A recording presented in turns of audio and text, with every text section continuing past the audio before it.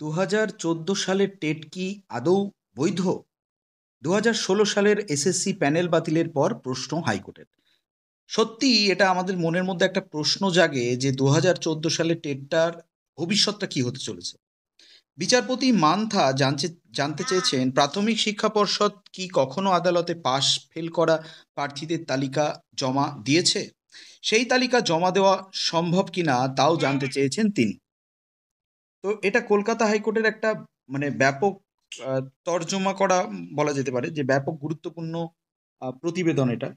তো কি রয়েছে না, 17 দফা অনিয়ম এবং যোগ্য অযোগ্য প্রার্থীদের পৃথক না করতে পারার জেরে 2016 সালে স্কুল সার্ভিস কমিশন এসএসসি নিয়োগের গোটা প্যানেলই বাতিল করেছে কলকাতা হাইকোর্টের বিচারপতি দেবাংশু বসাকের ডিভিশন বেঞ্চ। এবার 2014 সালের প্রাথমিক টেট মামলায় সেই একই সমস্যার সামনে এসেছে বিচারপতি রাজাশেখর মান্থা এজলাসে। শুক্রবার এই মামলার বিচারপতির পর্যবেক্ষণ সিবিআই এর রিপোর্টে ওই পরীক্ষা নিয়ে অনেক অনিয়মের কথা উঠে এসেছে। প্রাথমিক শিক্ষা পর্ষদ টেটে পাশ করা এবং ফেল করা প্রার্থীদের আলাদা করতে পারছে না। বিচারপতির প্রশ্ন, সেক্ষেত্রে ওই পরীক্ষা আদৌ কি বৈধতা থাকতে পারে? বিচারপতি মান্থা জানতে চেয়েছেন প্রাথমিক শিক্ষা পর্ষদ কি কখনো আদালতে পাশ এবং ফেল করা প্রার্থীদের তালিকা জমা দিয়েছে, সেই তালিকা জমা দেওয়া সম্ভব কিনা তাও জানতে চেয়েছেন তিনি। এর পাশাপাশি তার পর্যবেক্ষণ টেটের ফলাফল সংক্রান্ত ভুয়ো ওয়েবসাইটে যাদের নাম ছিল এবং যারা ভুয়ো ইমেলের ভিত্তিতে চাকরির জন্য টাকা দিয়েছেন তাদের কি অযোগ্য বলে গণ্য করা যেতে পারে। আদালত অবশ্য এসব প্রশ্নের ভিত্তিতে কোনো সিদ্ধান্তে পৌঁছায়নি, বরং পর্ষদ সহ সব পক্ষের মতামত জানতে চেয়েছে। জুন মাসের শেষে, সম্ভবত 24শে জুন, জুন মাসের শেষে ফের এই মামলার শুনানি হবে।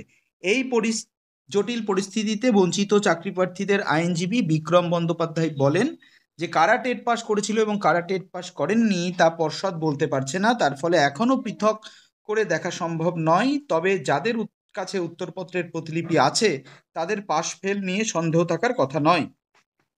2016 সাল, 20 সাল, 22 সাল শিক্ষক নিয়োগ প্রক্রিয়ায় অংশগ্রহণ করেছিলেন 2014 সালের টেট উত্তীর্ণরা।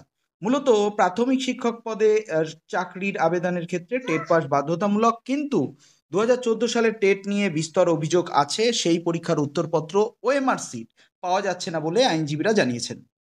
আদালতে এই মামলার শুনানিতে সেই উত্তরপত্র এবং তার স্ক্যান করা প্রতিলিপি নিয়ে বহু প্রশ্ন উঠেছে। সেই সব সওয়াল জবাবের ভিত্তিতে বিচারপতি মান্থা তার লিখিত নির্দেশে কিছু প্রশ্ন তুলেছেন। সেই মামলার অর্ডার নাম্বারটাও আমরা আমাদের টেলিগ্রাম গ্রুপে দিয়ে দিয়েছি। তার মধ্যে প্রাথমিক শিক্ষা পর্ষদের ভূমিকা নিয়ে যেমন প্রশ্ন এসেছে, তেমনি ওই উত্তরপত্র স্ক্যান করার দায়িত্ব থাকা সংস্থা এস বসুরাই অ্যান্ড কোম্পানির ভূমিকা নিয়েও প্রশ্ন উঠেছে। বিচারপতি মান্থা লিখিত নির্দেশে বলেছেন যে টেট নেওয়ার ক্ষেত্রে কি নিয়ম তৈরি করা হয়েছিল তা জানা প্রয়োজন। কেন 2017 সালে পরীক্ষার্থীদের উত্তরপত্রের প্রতিলিপি দেওয়ার সময় পর্ষদ সিট বলল, কেন 2022 সালে তাকে ডিজিটাইজ ডেটা বলল, তারও উত্তর প্রয়োজন। কেনই বা টেন্ডার ছাড়াই এস বসুরাই অ্যান্ড কোম্পানিকে বরাদ দেওয়া হলো এবং কিসের ভিত্তিতে সেই বরাদ দেওয়া হলো। সিবিআই তদন্তে যা উঠে এসেছে তার সম্পর্কে প্রাথমিক শিক্ষা পর্ষদের অবস্থানও জানতে চেয়েছে আদালত। আদালতের লিখিত নির্দেশে আরও প্রশ্ন তোলা হয়েছে, যেমন এস বসুরাই অ্যান্ড কোম্পানির এক কর্মী কেন মেধা তালিকা পর্ষদের সরকারি ইমেলে না পাঠিয়ে মানিক ভট্টাচার্যের তৎকালীন পর্ষদ সভাপতি ব্যক্তিগত ইমেলে পাঠিয়েছিলেন। আসল উত্তরপত্র কেন পর্ষদ ওই সংস্থার কাছ থেকে ফেরত চাইল না, সব নিয়ম মেনে স্ক্যান করা হয়েছিল কিনা তা নিয়েও প্রশ্ন তুলেছেন বিচারপতি। আদালতের পর্যবেক্ষণ 12,35,000 উত্তরপত্রই স্ক্যান করা হয়েছিল। তার কারণ 2017 সালে হেমন্ত চক্রবর্তী নামে এক পরীক্ষার্থীকে উত্তরপত্রের প্রতিলিপি দেওয়া হয়েছিল। সব উত্তরপত্র স্ক্যান করা না থাকলে 13 লক্ষ উত্তরপত্র থেকে একটি উত্তরপত্রের প্রতিলিপি তৈরি করা কার্যত অসম্ভব। সিবিআই জানিয়েছে এস বসুরাই অ্যান্ড কোম্পানি প্রায় 8,000 উত্তরপত্রের প্রতিলিপি পর্ষদকে সরবরাহ করেছিল। সব উত্তরপত্র স্ক্যান করা না থাকলে এভাবে বেছে বেছে দেওয়া সম্ভব নয় বলেই আদালত মনে করে। 752 জন পরীক্ষার্থীর ফলাফল প্রথমে স্থগিত রাখা হয়েছিল এবং পরে পাস হিসেবে আহ, দেখানো হয়। সব উত্তরপত্র স্ক্যান করা না থাকলেও তা সম্ভব হতো না।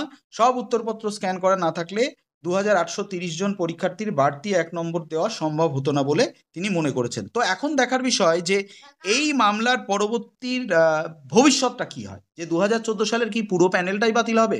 আপনাদের মতামত কি?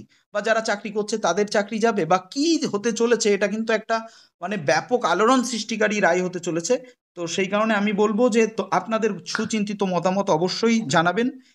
শুনতে থাকুন, দেখতে থাকুন।